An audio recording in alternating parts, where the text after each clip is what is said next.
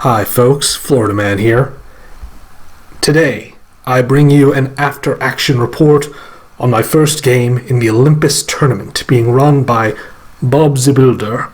It was Game 9 of the first round. I decided to name each of these videos after a Star Wars movie, because I figured there would be a fair number of them, and Olympus Tournament has the same initials as original Trilogy, so please enjoy this first game, which I'm christening A New Hope.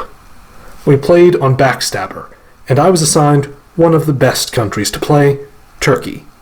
A lot of people think Turkey is the best power to play objectively.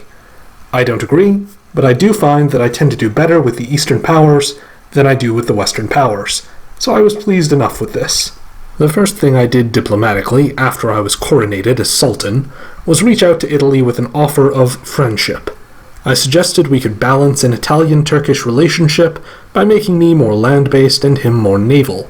Italy suggested he was very open to this, and he informed me Austria was also trying to work with him and wanted to take me out first. He informed me that Austria was planning to make a play for both Serbia and Greece. He hoped I would bounce the latter move. I suggested that Italy move up to Tyrolia and try to take Trieste, and we could keep Austria from getting any builds in 1901. However, as the communication went on, Italy made me feel a bit uneasy about relying on him. He responded to my suggestion of an early attack on Austria with, "Been thinking about it, and I'd like to continue your tradition of trying the unexpected, less likely moves this playthrough. I'd like to convoy through Ionia into Greece instead of Tunis, so instead of bouncing Austria out of Greece, you could support me in, a much more devastating move. I'm leaving Venice behind to put pressure on Trieste." And I responded, honestly, that I liked that a lot less, since a convoy to Greece gave him the option of pivoting against me just as easily as attacking Austria. Italy made kind of a garbage reply to my objections, as if he didn't understand why this moveset was less attractive to me than my idea that would involve him actually attacking Austria, rather than just getting an army next to Bulgaria. Russia communicated with me early on as well, and since he seemed friendly, I made a very direct play for Russia's allegiance too. I explained that I am actually a traditionalist, and I like the Juggernaut.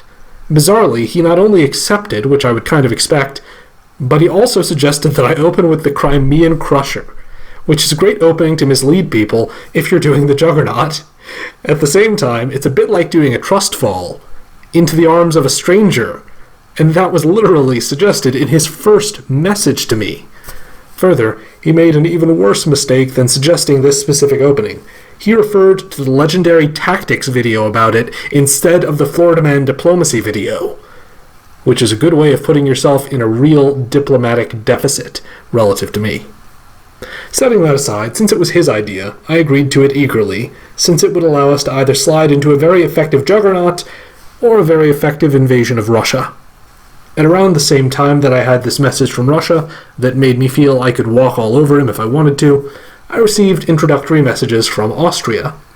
We got to talking, and he mentioned that he'd like to support me into Romania to keep Russia out. Given that I was making the Crimean Crusher opening at Russian suggestion, I had an inkling that this would be an especially effective set of anti-Russian moves. In fall, Austria was still conveying to me that he'd support me into Romania. Austria thought that the Russian opening indicated he was not the best player, since I made the Crimean Crusher opening, while Russia moved to Ukraine, Galicia, and Romania in spring. That was, I must admit, not a great opening in this game. But I will note it's just a bad opening here because it constituted this trust fall that I mentioned, and Russia really had no particular reason to trust me. At the same time, as Austria and I discussed Russia, I brought up Italy wanting to convoy into Greece.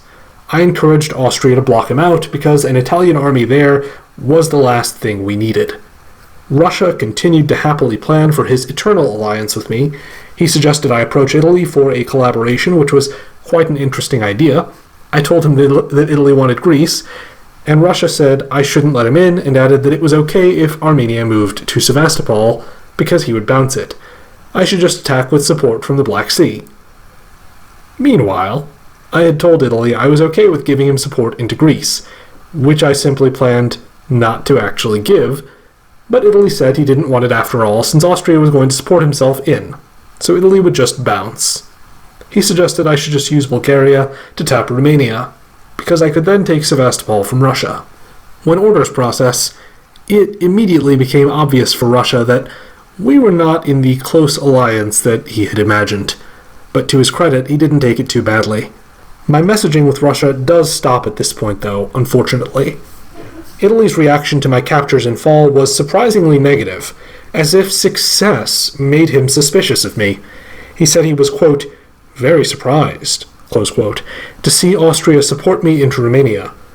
But I pointed out that of course I was talking to Austria, given that Italy was encouraging me to attack Russia. I thought I smoothed things over fairly well, and we discussed how we would bring down Austria a bit more. Meanwhile, I was talking to Austria about builds. He wanted me to create 2 fleets, and I happily agreed.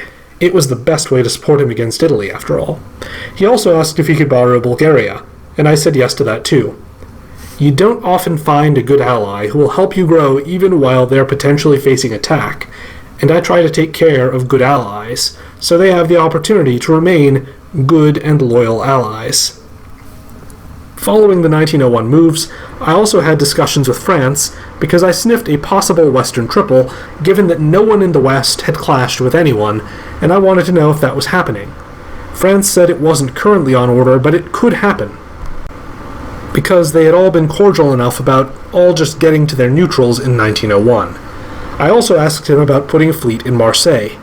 He didn't respond to that message immediately, but he did actually build the fleet. In spring 1902, despite my 2 builds, Italy and I continued planning how to work together and attack Austria in a coordinated way. At the same time, with France's new fleet, I felt I was in a race to steal Italy's centers, even though I had invited France to build that unit, so I wanted to drop any mask of friendship with Italy as quickly as possible and take all of his dots as soon as I could. Austria agreed to support me into Aegean Sea with his unit in Greece. Once orders processed, my communications with Italy pretty much permanently dried up. I initially tried to keep that door open, but any really substantive communications would be based around offering to stab Austria, which, honestly, I wasn't willing to do. I felt my relationship with Austria was good enough to justify sticking with him over Italy, especially since Austria wasn't trying to get me to give up any of what I was capturing in Russia. In my communications with Austria, I was again asking him for a favor, in the form of support into Ionian Sea. He said yes, and also decided to encourage me to take Bulgaria after having previously asked me if he could borrow it. I offered to just leave it open in case he was dislodged from Greece, but he said it wasn't a big deal who got more or fewer supply centers as long as I was building fleets. At the same time, I was expecting to get Moscow because I thought I had a decent rapport with England, and Russia was too weak now to stop me. However, the 2 of them worked together to thwart my expectations, bouncing me out of my planned second gain of the year. In the build phase, I told Austria I would get another fleet as planned, but I also asked Austria to try and swing an army up toward Russia, since I would not be able to force my advance further against the English and Russian units, without any additional land units. He agreed to this. Fortunately for me, though, and to my surprise, Russia destroyed his unit in Warsaw, preventing further defense of Moscow from my predations. In spring 1903, I didn't really need to talk to Austria, but I messaged him for his thoughts on my moves anyway. I think keeping someone in the loop and continuing to talk to them is half the key to keeping an alliance going. I was coordinating more with France this season, who was trying to wheedle his way into Italian centers, which I may have promised him. France reassured me that England wouldn't be contesting my invasion of Russia any further, but would instead move to secure German centers, although I wasn't sure I completely believed what he was saying about England after last year's moves. It did turn out he was telling the truth, though. I walked into Moscow and Naples for a very productive season. In fall 1903, Austria sent me his moves. He complained that the game had been stupid and frustrating, but said he was fine with second place or with me soloing. He said he wanted to get the equivalent of Italy plus Warsaw in centers, and he said he would march on Germany for doing nothing to help him. I tried to remain humble in my response and remind Austria that of course we were a long way from me being in the position to solo.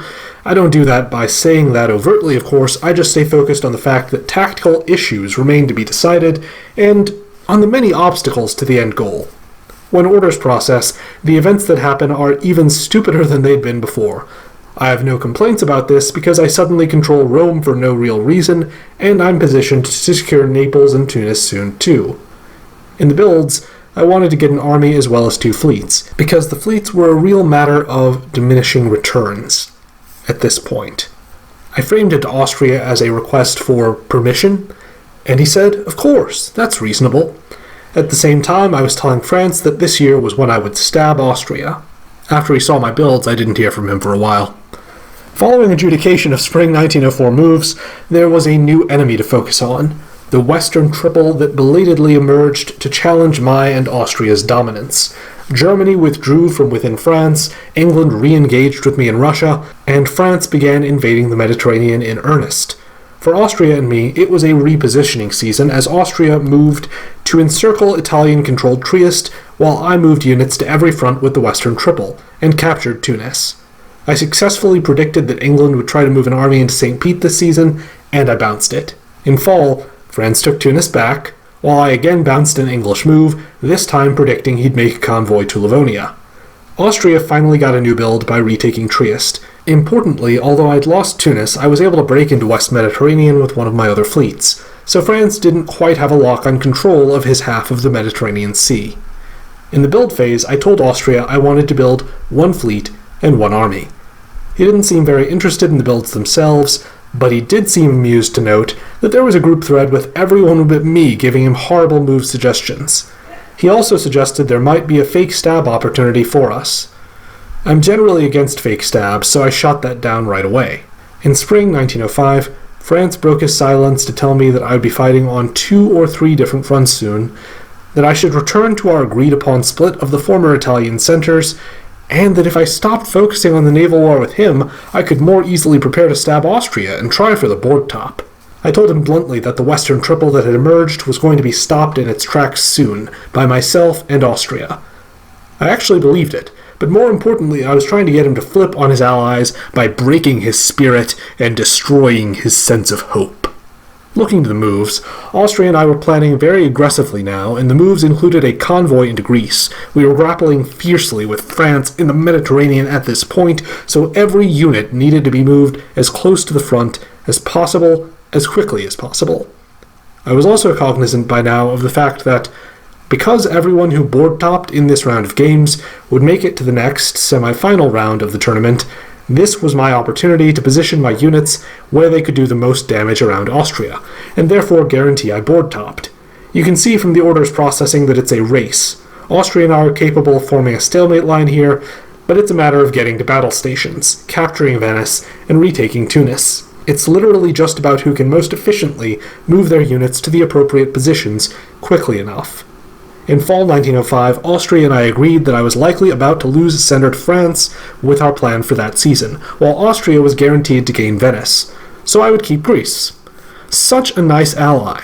So generous. This is why I hadn't even really thought about stabbing him up to this point. Unfortunately, I could see we hadn't moved quite fast enough. Or you might say Austria was a little too aggressive. He abandoned Galicia to try and besiege Germany. So in the build phase, I was very worried about possibly losing Warsaw in the coming year. I messaged Austria about it, but he didn't respond. After the builds processed, I messaged Austria again with a detailed move plan. It included me moving to Albania to support Austria against the Western powers. Austria was on vacation in Brazil, so although he was responding, and he sent me his thoughts too, he didn't seem to notice that I had planned that move. He was pretty clearly distracted in the planning process. He was talking about how we should 3-way draw with England, and I told him that yes, I wanted that too, but England was unreceptive when I spoke to him before, which was something I was pretty sure I'd already discussed with Austria. He was also initially surprised by the move to Albania after orders processed, but then said, "Oh yeah, it's in your planned move, so it's no big deal." I was less annoyed about losing Warsaw than I would have been, because I captured Tunis here, but I was still bothered at the thought that Austria and I might lose just because he wasn't paying enough attention. With fall 1906, Austria had the idea that I should blow up his fleet so he could go full army, which was a proposal I gladly endorsed. It would put me in Adriatic Sea, but more importantly, I would now have full control of all the seas in our neck of the woods. If I wanted to stab Austria, he would only have one possible vector of attack and defense. Unfortunately for Austria, this is also a period of what he tells me is his vacation, when he begins barely communicating, which makes coordinating moves a rather more anxious process, from my perspective, than it had been before 1906.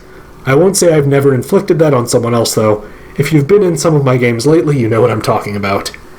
Despite this, we were still getting decent results, although I was disappointed Austria couldn't spare a unit to tap Silesia and help me retake Warsaw. In fairness, his retention of Munich was a bit more impressive than me recapturing Warsaw would have been, and Austria had 2 builds this year. He was also working on England, he told me, although I had little belief that England would flip on the other 2, and I told Austria as much. And of course, as soon as I say that, England stabbed France and withdrew from the defense of Germany. Austria was quite proud of himself, and I had to admit, his diplomacy had made a big difference.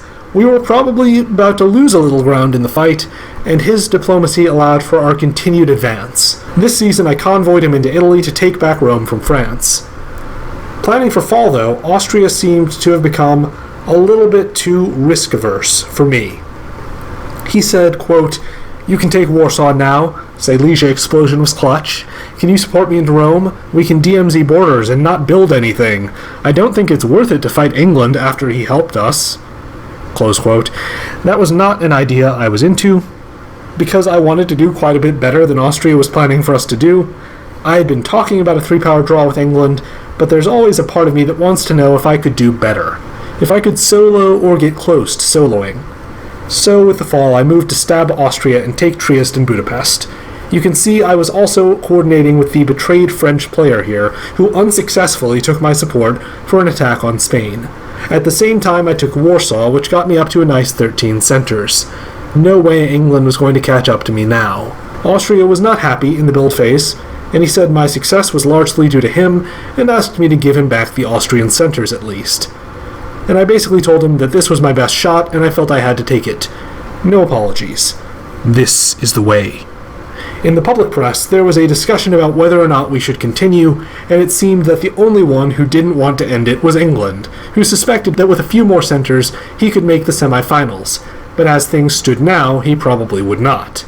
I was secretly gleeful when I read that, because even though I didn't need to solo, I thought I would have a decent shot at it if England was the one dragging the game out and annoying everyone else. After the builds, though, England apparently spoke to a few of his neighbors and realized he had no allies, so he wisely changed his mind. And that's how the game ended, in a 5-way draw, which would normally not have sated my thirst for blood, except that I think I knocked all of these people out of this tournament, and I advanced, so it's almost like a solo. Or that's what I'll tell myself anyway.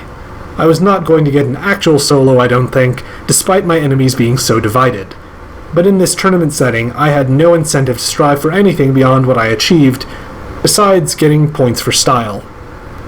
And so the game ended in what was, effectively, a Florida Man victory, as all such matters should. I look forward to your thoughts in the comments.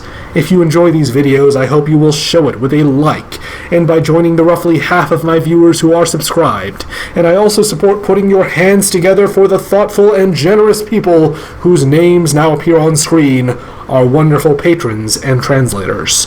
You too can join the Alligator Army by clicking the link to join my Patreon in the video description to gain access to a world of exclusive Diplomacy Podcast episodes and occasional videos that are only accessible through my Patreon, as well as early access to all YouTube content. I'd buy that for $1. Until next time, Florida Man, out.